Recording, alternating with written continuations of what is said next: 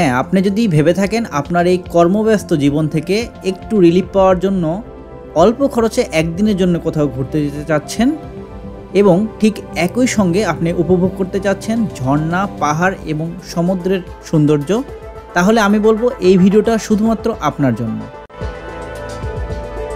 হ্যাঁ ভিউয়ার্স, আজকের এই ভিডিওতে আমি আপনাদেরকে ঘুরে দেখাবো চট্টগ্রাম জেলার সীতাকুণ্ডের মিরসরাইয়ে অবস্থিত খোয়াছড়া ঝর্ণা এবং তার সঙ্গে আরও ঘুরে দেখাবো গুলিয়াখালী সি বিচের বিকালের সৌন্দর্য। তাহলে চলুন শুরু করা যাক আজকের ভিডিও।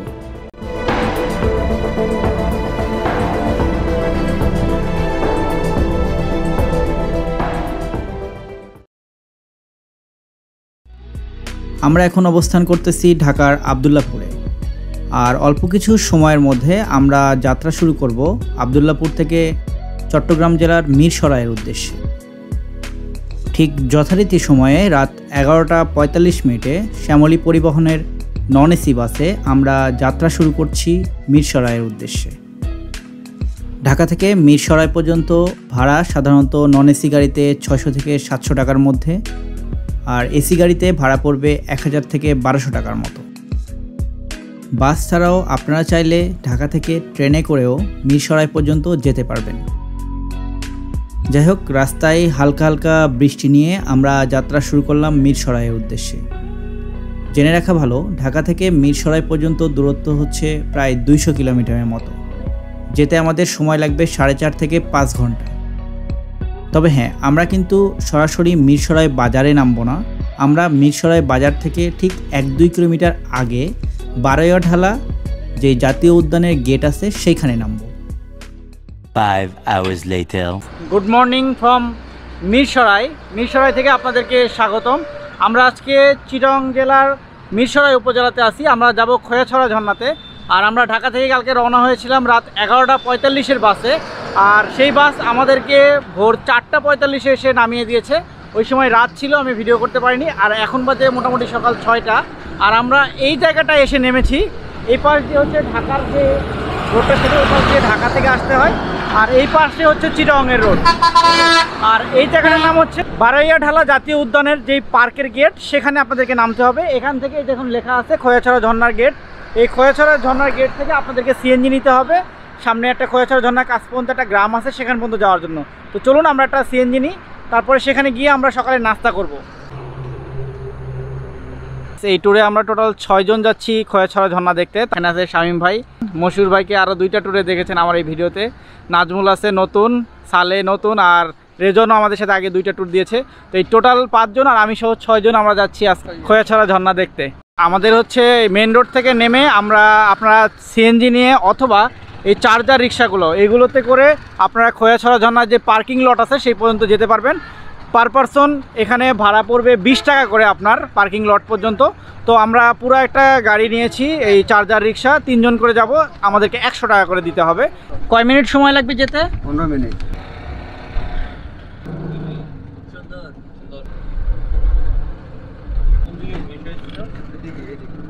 ভিউয়ার্স, আমরা অলরেডি খোয়াছড়া যেই পার্কিং লট আছে সেখান পর্যন্ত চলে এসেছি। হাইওয়ে থেকে এইখান পর্যন্ত দূরত্ব 3 কিলোমিটার, আর এইখান থেকে আমাদেরকে 2 কিলোমিটার পায়ে হেঁটে খোয়াছড়া ঝর্ণা পর্যন্ত যেতে হবে। এখানে কিছু টুকটাক ইনফরমেশান দিয়ে রাখি। এই দোকানগুলোতে আপনি হাফ প্যান্ট নিয়ে নেবেন যদি হাফ প্যান্ট না এনে থাকেন, কারণ যেহেতু আমাদেরকে ট্রেকিং করতে হবে, সো হাফ প্যান্টটা খুব জরুরি। এছাড়া আপনি ট্রেকিং যে লাঠিগুলো এখানে পেয়ে যাবেন। এছাড়া আমরা পায়ের জন্য অ্যাঙ্গলেট কিনেছি, সেই অ্যাঙ্গলেট আমরা এখান থেকে নিয়েছি। এই অ্যাঙ্গলেটগুলোর দাম নিয়েছে পার পিস 30 টাকা করে। হ্যাঁ, হাফ প্যান্টগুলো কত করে? হাফ প্যান্ট 120 টাকা করে। যাই হোক, আমরা টুকটাক কেনাকাটা শেষ করে এখন রওনা হয়েছি খোয়াছড়া ঝর্ণা যেই পথে সেই পথ দিয়ে। আর স্থানীয় একজনের সাথে কথা বলে জানতে পারলাম এই পাড়ার ঠিক শেষ মাথায় 2টা রেস্টুরেন্ট আছে, সেইখানে খাবারের মান কিছুটা ভালো, তাই আমরা এখন সেই পথেই আগাচ্ছি। এটা হচ্ছে ঝর্ণা হোটেল, সামনে আর একটা হোটেল আছে হচ্ছে বিসমিল্লা হোটেল, আর ঝর্ণা হোটেলটা হচ্ছে একদম লাস্টের হোটেল, এরপরে আর কোনো খাবারের হোটেল নেই। আর এই ঝর্ণা রেস্টুরেন্টের উপরের এরিয়াটা, মানে যেখানে বসে খাওয়া দাওয়ার জায়গাটা, সেটা খুবই সুন্দর, খুবই বড় এবং খোলামেলা, আমার কাছে খুবই ভালো লেগেছে। আরেকটা গুরুত্বপূর্ণ তথ্য হচ্ছে, আপনারা যদি ব্যাগেজ নিয়ে আসেন কোনো প্রবলেম নেই, আপনারা এখানে অর্থাৎ ঝর্ণা রেস্টুরেন্টে লকার সিস্টেম আছে, সেখানে আপনাদের প্রয়োজনীয় জিনিসপত্র রেখে ঝর্ণাতে যেতে পারবেন। আর ইতিমধ্যে আমাদের নাস্তা চলে এসছে। আমাদের নাস্তার আইটেম হিসাবে আজকে আছে হচ্ছে রুটি, ডিম ভাজি, আর তারা ফ্রি আমাদেরকে তরকারি প্রোভাইড করেছে সেটা।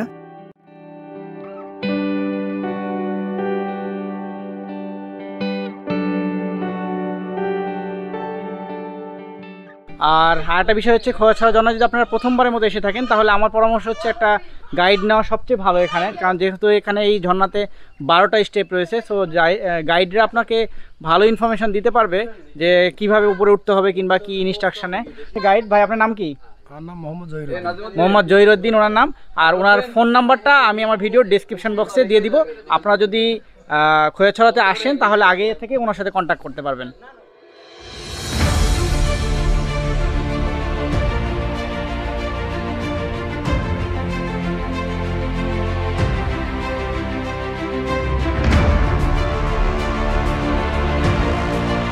ভিউয়ার্স, আমরা অলরেডি যাত্রা শুরু করলাম খোয়াছড়ার উদ্দেশ্যে। আর এখন বাজে সকাল 8টা 8। আমি তো মনেই পড়লাম আমরা গত 15 বছরে আমরা আমার মোবাইলের আমরা মোটামুটি 1 কিলোমিটারের মতো পথ চলে এসেছি। আর এখন খোয়াছড়া ঢোকার প্রবেশ মুখেই একটা কাউন্টার আছে, এখান থেকে পার পারসন 20 টাকা করে টিকিট কেটে আমাদেরকে ভিতরের দিকে প্রবেশ করতে হবে। আর হ্যাঁ, আর একটা কথা বলে রাখা ভালো, আসলে এই পথে কিন্তু কোনো রাস্তা নেই যে আপনি রাস্তা ধরে ঝর্ণার দিকে যাবেন। এখানে টোটালি আপনাদেরকে জঙ্গল অথবা ছোট ছোট ঝিরিপথ এগুলো পাড়ি দিয়ে দিয়ে সামনের দিকে যেতে হচ্ছে আমাদেরকে এখন।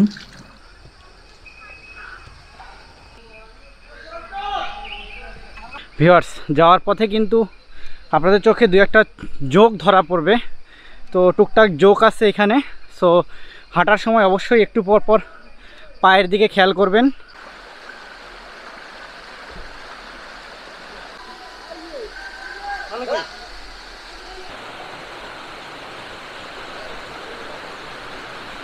প্রায় 40 মিনিটের মতো পথ ট্রেকিং করার পরে আমাদের চোখে পড়ল খোয়াছড়া ঝর্ণার প্রথম ধাপ। সত্যি কথা বলতে প্রথম ধাপটা দেখার পরে খুবই ভালো লাগছিল যে এই 40 মিনিট যে পরিশ্রম করে আসলাম এটা মোটামুটি সার্থক মনে হচ্ছিল। যাই হোক, প্রথম ধাপ দেখা শেষ করে আমরা আবারও ট্রেকিং শুরু করেছি দ্বিতীয় ধাপ দেখার উদ্দেশ্যে। আর এখান থেকে আবার 2 থেকে 3 মিনিট হেঁটে গেলে আমাদের দ্বিতীয় ধাপ আমরা পেয়ে যাব। এটা হচ্ছে ঝর্ণার দ্বিতীয় ধাপ। এটা বেশ বড়, উপর থেকে ফ্লোভাবে নামছিল ঝর্ণাটা, এবং এটা দেখার পর মানে লিটারালি আমি মুগ্ধ। এত সুন্দর একটি ঝর্ণা, আর এটা দেখতেও বেশ সুন্দর লাগছিল। ঝর্ণার প্রথম ধাপ এবং দ্বিতীয় ধাপ সেটা খুব ইজিলি আমরা কমপ্লিট করে ফেলেছি। আর এখন আমরা উঠছি তৃতীয় ধাপ দেখার জন্য। বাট এই ট্রেকিং পথটা আমার কাছে বেশ কঠিন লেগেছে, আর আমাদের খুব কষ্টও হয়েছে সত্যি কথা বলতে উপরে উঠতে। দেখুন কি অবস্থা, কিভাবে আমাদের উঠতে হচ্ছে উপরের দিকে। এই খাড়া পথ ধরে, এই দড়ি ধরে ধরে আমাদেরকে উপরের দিকে যেতে হবে। খুব কষ্ট হচ্ছে উঠতে। তারপরেও চেষ্টা করতেছি, দেখি কত দূর পর্যন্ত যেতে পারি। বেশ কঠিন পথ, দেখতেই পাচ্ছেন নিচের দিকে। কিছু বলার নেই। সেকেন্ড স্টেপের পর আমি বলবো পার্সোনালি না আসাই ভালো, কারণ থার্ড স্টেপটা অনেক কঠিন। দেখতে পাচ্ছেন আমরা কই থেকে যে আসছি এটা বলতে পারবো না। ভিউয়ার্স, আমরা 3 নিচে রেখে আসছি। এটা 4 নাম্বার ঝর্ণা। এরপরে এটা হচ্ছে 5, 6, 7, 8। এখানে 8টা আছে, এই উপরটা হচ্ছে 8 নাম্বারটা।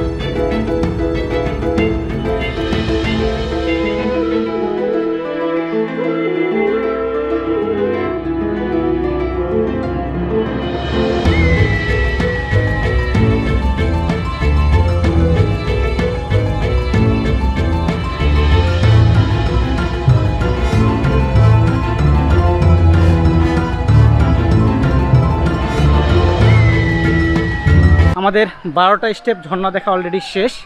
এখন আমরা ফেরার রাস্তা ধরেছি। আমরা একটু উপরে উঠে অন্য সাইড দিয়ে নামতেছি। আমরা ডিরেক্ট 2 নাম্বার যেখান থেকে শুরু হয়েছিল ওইখানে নামবো এবং ওইখানে গিয়ে গোসল করব। সো দেখা হচ্ছে আবার 2 নাম্বার ঝর্ণার ওইখানে।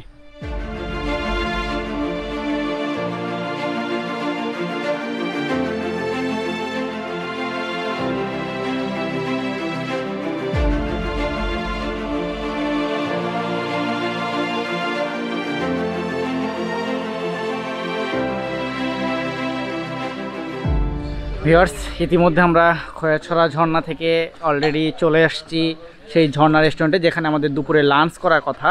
আর আমরা অলরেডি ফ্রেশ হয়ে গেছি, আমাদের লাঞ্চ অলমোস্ট রেডি। আর এখন বাজে দুপুর 12টা। তো এটা হচ্ছে আমাদের লাঞ্চের জায়গা, সবাই অলরেডি বসে পড়েছে। আর লাঞ্চের আইটেম হিসেবে আমাদের আছে ভাত, শশার সালাদ, এখানে হচ্ছে আলু ভর্তা, এখানে হচ্ছে দেশি মুরগির একদম দেশি মোরগের মাংস, আর এখানে রয়েছে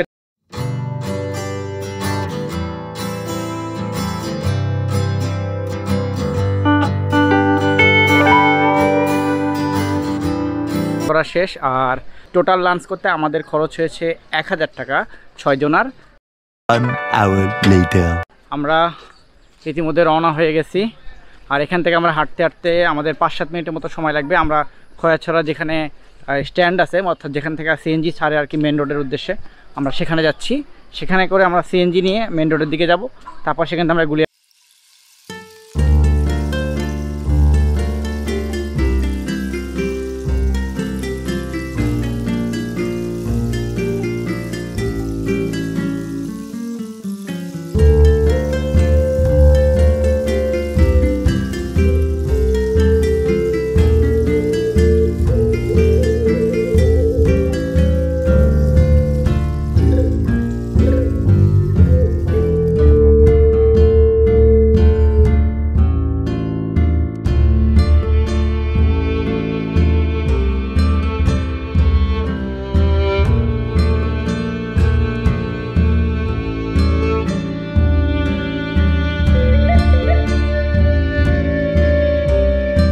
যেহেতু জোয়ারের সময়, সো আমরা ডিরেক্ট বোট নিয়ে ওই দেখেন ওই বিচটা ওই পাশ পর্যন্ত যেতে পারবো। আর এই বোটে পার পারসন ভাড়া হচ্ছে 30 টাকা করে, আসা যাওয়া মিলে 60 টাকা দিতে হবে আমাদেরকে। আর আপনারা যদি ভাটার সময় আসেন, অর্থাৎ সকালের দিকে আসেন, সেক্ষেত্রে আপনারা এই পাশ দিয়ে হেঁটে হেঁটে বিচ পর্যন্ত যেতে পারবেন। যদিও একটু কাদা হবে, বাট আমরা ডিরেক্ট নৌকাতে যেতে পারবো।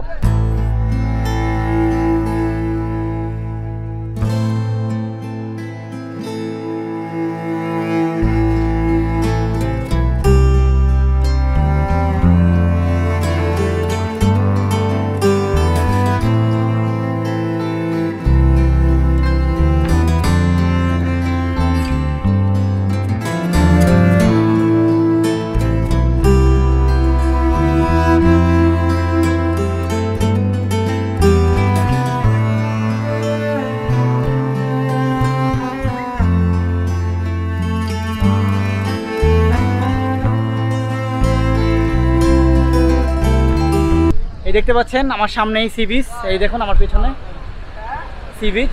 আর এইখানে তো সবুজ একটা জলাভূমির মতো। আর এই সবুজটা যখন একটু পরে, যখন ভাটার জোয়ারের সময়, এখন পানি ঢুকতেছে, জলগুলো ভিতর দিকে আসতেছে। আর এই জলগুলো যখন ভিতরের দিকে আসবে, তখন এই যে গ্যাপগুলো দেখতে পাচ্ছেন, এইগুলো হচ্ছে ফিল আপ হয়ে যাবে, আর সবুজ অংশগুলো শুধু জেগে জেগে থাকবে। তো এই সি বিচটা অনেক সুন্দর। তো আমি দেখা যাক কিছু ড্রোন ভিউ নিয়ে আপনাদেরকে দেখানোর চেষ্টা করব। To the city streets, we began to feel the fire. We rise like tall buildings as the chemicals, they take us higher. The night's young and it's just begun as she puts her hand in mine. We wanna chase the night, wanna dance to the light, pull the stars from the sky, just two hearts running wild. Never sleep, never stop, as we shout from the top. We're gonna be two hearts running wild.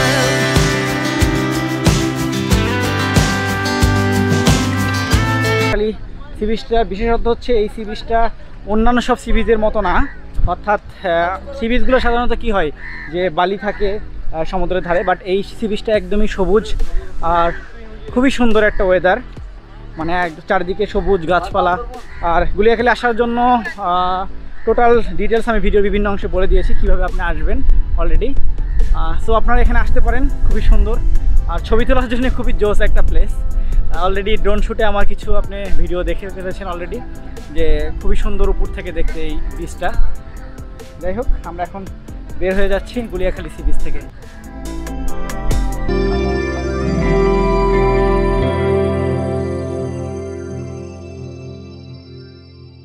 আমরা Guliakhali sea beach ঘুরে এখন চলে এসেছি আমাদের কাউন্টারে। আমরা silk লাইনে 5:30টার বাসে ঢাকা যাচ্ছি। এটা আমাদের কাউন্টারের সামনে অপেক্ষা করছি। এখন বাজে 5:15, 5:30 আমাদের গাড়ি। তো আজ এই পর্যন্তই, দেখা হবে নতুন কোনো ভিডিও অথবা নতুন কোনো প্লেসে। ততক্ষণ পর্যন্ত আমাদের সঙ্গেই থাকুন আর আমাদের এই চ্যানেলটিকে সাবস্ক্রাইব করে আমাদের পাশেই থাকুন।